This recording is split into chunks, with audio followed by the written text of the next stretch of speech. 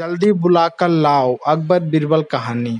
बादशाह अकबर एक सुबह उठते ही अपनी दाढ़ी खुजलाते हुए बोले, अरे कोई है। तुरंत एक सेवक हाजिर हुआ।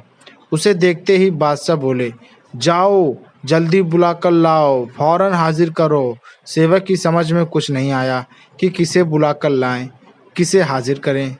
बादशाह से पलटकर सवाल करने की तो उसकी हिम्मत ही नहीं थी।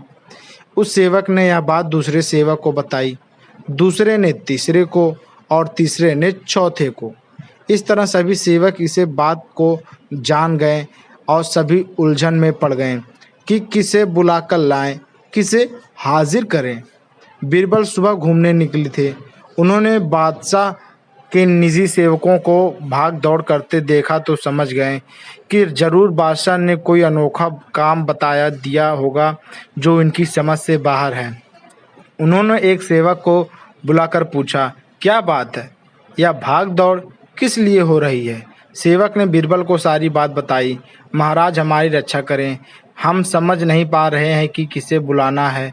अगर जल्दी बुलाकर नहीं ले गए तो हम पर आफत आ जाएगी।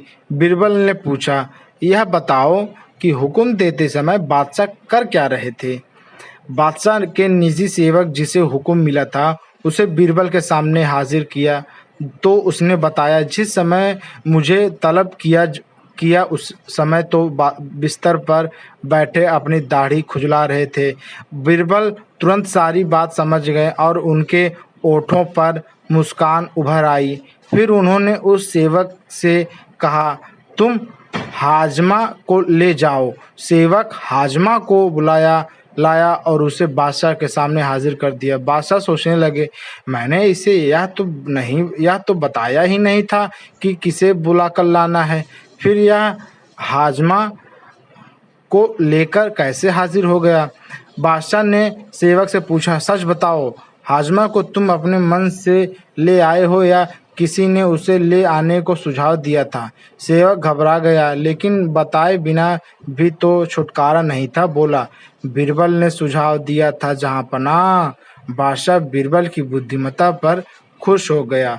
दोस्तों वीडियो अच्छी लगी तो चैनल को सब्सक्राइब